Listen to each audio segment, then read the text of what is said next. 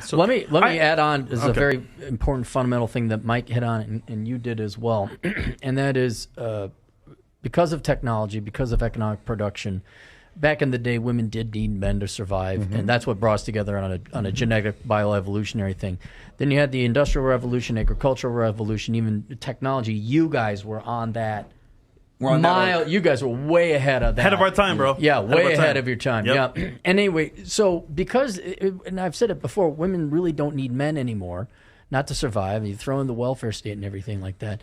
And not enough guys know that. That right, women don't fucking need you anymore. Right. I think guys they literally say that on your show that. constantly. Hell, I had to tell freaking Dr. Phil that exact same day. They really don't. Sorry. But anyway, they do not need men. And what younger men have to realize, I don't care how long marriage has been a tradition, I don't care what your religion is saying, women are absolutely different now. And that was one of the main things for me to measure in the Book of Numbers was what percentage of women are marriage material. It's 2.7%. You can question my methodologies.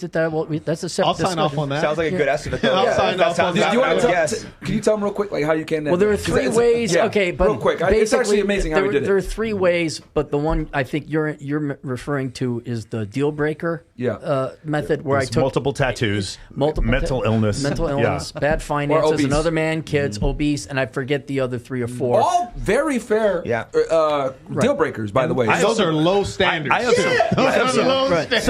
have some really fun friends who have multiple tattoos, and they all have mental illness. Right. So real quick, can you watch that? For the tradcons that are watching this right now that criticize us and hate us or whatever, let's look at the numbers. Me and Jake over here I don't know. He said 5 or more. Did you say? You said 4 or more tattoos. But anyway, I've had girls with face tattoos, but they don't. But and that's a good point to make. Is for anyone who is religious or you're very traditional, I'm like, okay, for a second, set aside your traditionalism or your religion and view it more as an actuary or a statistician would. And I had an actuary audit my figures. Look at it like an insurance risk pool. Please go get that book, read the number. You can just look at the numbers. You don't have to read anything.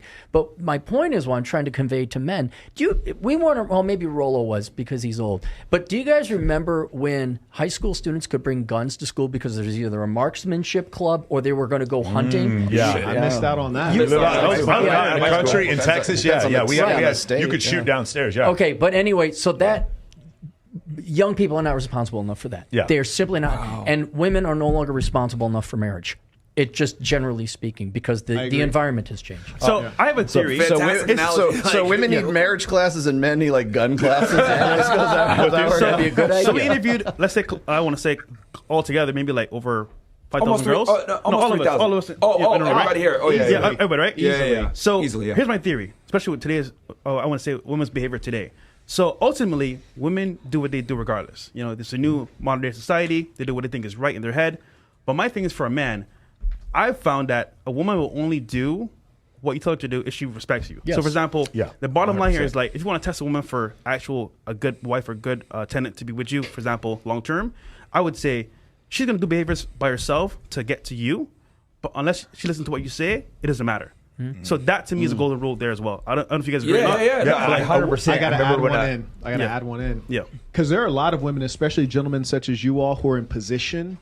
They're going to perform. Yes, of course. It's like that job interview. You're like, do you know how to program in Python? They're like, absolutely. They're going to do what they can to get in position. But I learned the greatest test in addition to that. That's a necessary one. Yeah. Observe how they react when they're disappointed. When you tell them no. Disappoint them. When you say no. Yeah, and then see how forgiving they are. And that lets you know the stickiness of the woman. Is she a flighty woman? Yeah. You can also add to that. I'd say Watch how she behaves around people that can do absolutely nothing for her. See how Tell me more about that one, Rollo. Yeah. Okay. Who can do absolutely nothing for her. I mean, it's one thing. Like I hear the reason I came to that conclusion was is that there's a lot of women who will say, "Well, I always make sure and see if the guy will tip, or he'll be like rude to the waiter, or he'll be rude to the store clerk or some shit like that, and trying to impress me by being an asshole with them rather than understanding, like being personable to all the rest." I thought, how does that apply to women? Okay. And like we have this one example where we talk about like, yeah, you know, did you go to CVS before you came into the show today? Yeah. Did you mention? Do you remember the short Filipino guy that was stocking the shelves before? That? Yeah. And no, you didn't, because he's invisible to you. That's what I'm saying. Like, how do women relate with people who can do absolutely nothing for them? You want to hear something interesting? I literally came to this like yesterday, this realization, and it just hit me. Like, I've noticed this trend, but now I'm like solid in it. We do this thing. We tell the girl, do you think it's easy to attract a woman as a man? And they say yes. And that's okay. I want you to be the guy, and I want you to pick up Fresh or me or whatever. Freshina. Right? Yeah, whatever. And I'll replace the girl. And I'll give them honest, genuine, normal female objections. Can I get your number? I have a boyfriend. Oh, you know, not playing hard to get, maybe not being as talkative, where you have to generate the conversation, etc. It's amazing how the women almost always default. Well, and they'll be like, oh, well, she ain't interested. Immediately start offering money. Immediately start being a trick. Immediately start being a simp, etc. And then I'm like, well, what are you doing? You're a regular guy. What do you mean I'm a regular guy? What? No, aren't I 6'5" and a millionaire? No, like, no, you're a fucking regular guy. Pull her up at the supermarket, and they have no concept, because to them, regular guys don't exist. Invisible. They don't exist. And I think, because there's a couple of dark truths that men just need to fucking accept, right? And even the tradcons need to accept this shit. Most women don't need you anymore. They're more educated now than ever before, and they've ever been, and they make more money than they ever made. Then on top of that, religion, right? Most girls aren't religious anymore. A lot of you chicks are fucking hoes. And then on top of that, they don't want normal guys, because if they don't need you to provide for them, well, what's left? The guy they want. Bam. Right. Not the guy they need. They'd rather be a side chick for the guy they like than date some guy they don't. Well, you went even through the numbers when Jason we went Momoa, that's editing your book. Yes. Because One literally said that to me. Yeah. Was that? Jason Momoa. I don't even know who these people are. And she was like, yeah. They want Jack Reacher. That's what they want.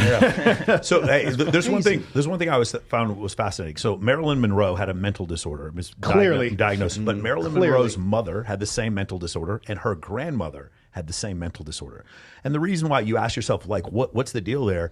Well, they were attractive enough to where these men looked past that. So there's no selection pressure for a woman. So consider a woman being autistic and a man being autistic. A woman being autistic, if she's still really attractive, will have children, and she will have men pursue her. So there's no selection pressure against her passing on her genetics. A man with the same issue, autism, his ability to procure resources and to be charismatic around a woman is greatly lessened, and therefore his ability to spread his genetics is much less. So what we're seeing, we used to have selection pressure for bigger, stronger men. They would have more children because they would be able to be more productive, and they would have bigger, stronger children.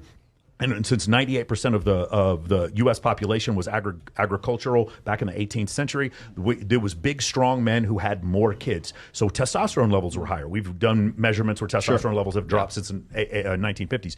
So now what we see is as these men who are more technologically savvy and do jobs that don't require a lot of testosterone, the selection pressure is not, there's no selection pressure against them. So now we have more babies that have lower testosterone. That's one of the reasons why men in general have lower testosterone. But we still have to keep our word. We still have to be productive. We still have to be useful. We still have to be honest. There's still things we have to do as men in order for us to be productive so that we can procreate. For the most part, obviously there's some deadbeat dudes out there. For women, on the other hand, in their situation, they don't. What happens is whatever they come with, whether it be schizophrenia or borderline personality disorder or whatever, my point is, in every population, those things are generally not desired and they're selected against. But if you're hot enough, they aren't. That's my point. They aren't. And so those things will continually get pushed on. This is, again, the whole thing I'm just saying can put down in one sentence: don't stick your in crazy, because